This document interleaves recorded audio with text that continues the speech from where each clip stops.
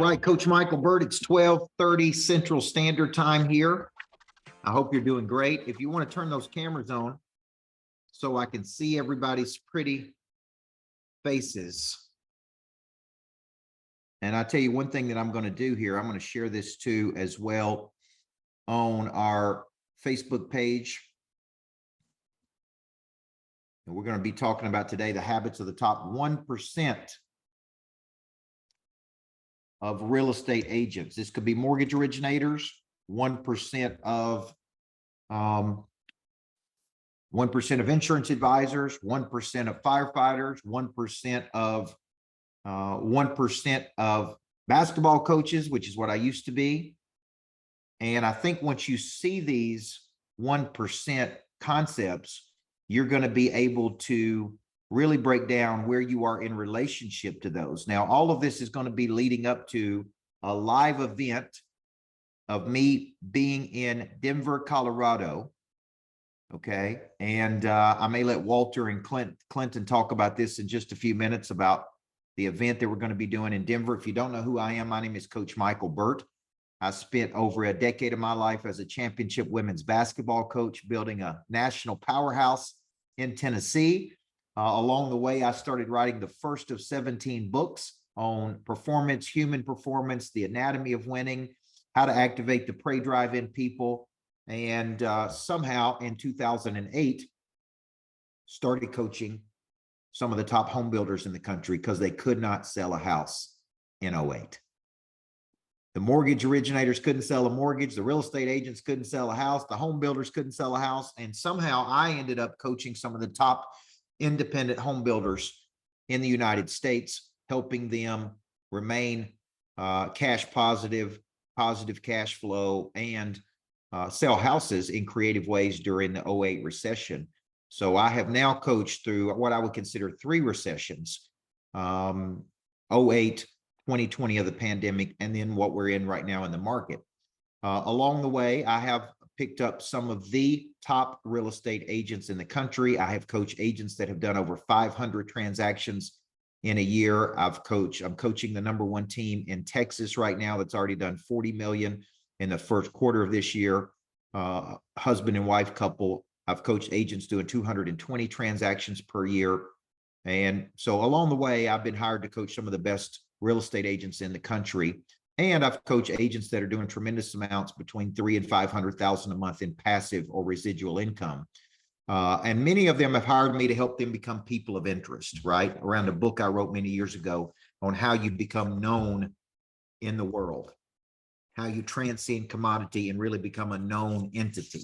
Now, I've got a new book out called Flip the Switch, which was a Wall Street Journal best-selling book that I've been talking about over the last, really, I feel like the last 2 years.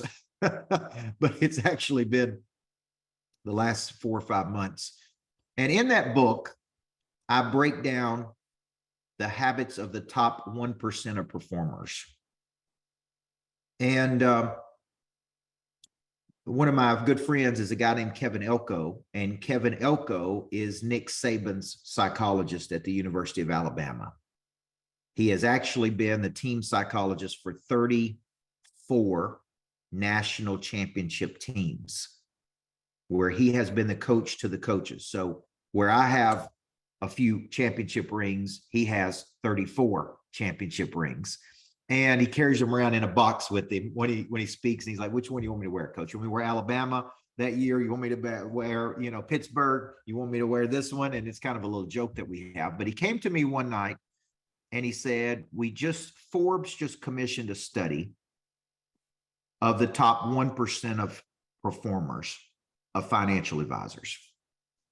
And they took all of their financial advisors and they broke it down, and they found through a study that they had 5. Well, I started to research this and I go, you know what? Are you doing anything with that concept, habits of the top 1%? And he said, no. He said, go on, you do whatever you want to with it. And I said, I am very interested and fascinated by what makes the top 1 to 3% the best. And I believe lots of people are interested. Now, when I'm using this term today, and I'll be talking about this more when I come to Denver, in May for this real estate event, the Mile High Experience. I am interested in the 1% of teachers, the 1% of firefighters, the 1% of police officers, the 1% of financial advisors, the 1% of real estate agents, because what I'm talking about here is not necessarily the 1% of money earners, although there would be a direct correlation between these habits and you earning a lot more money. Okay, but I'm actually interested in the people who are the absolute best at what they do in the world.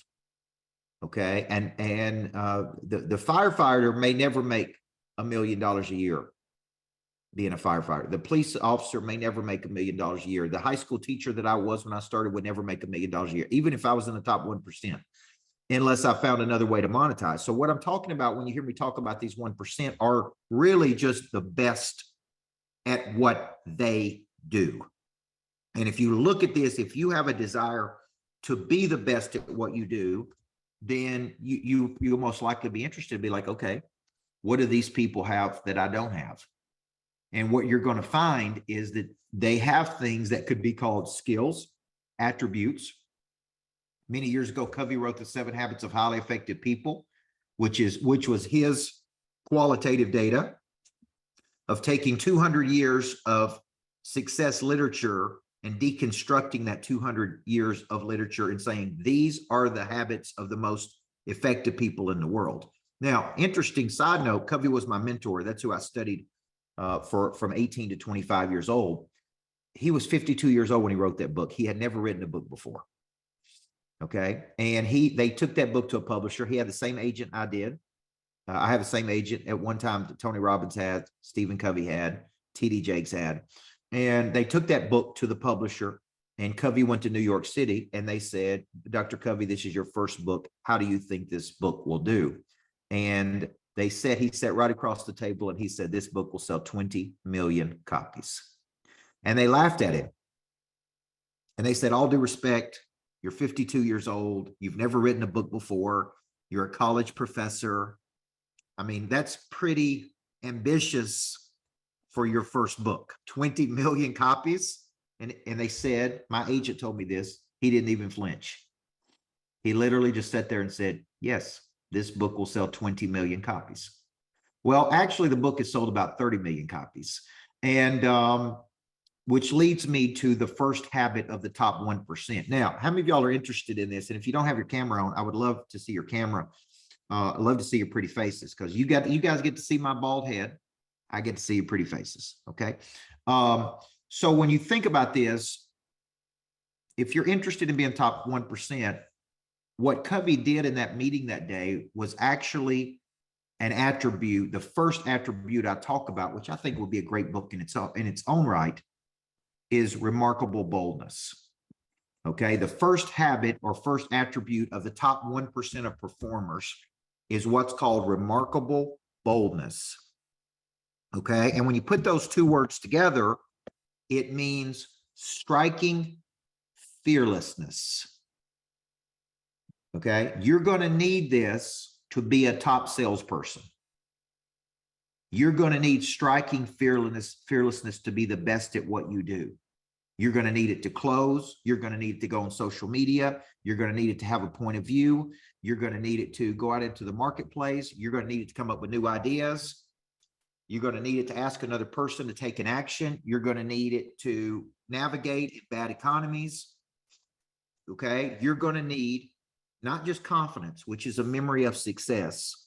You're going to need remarkable boldness, striking fearlessness.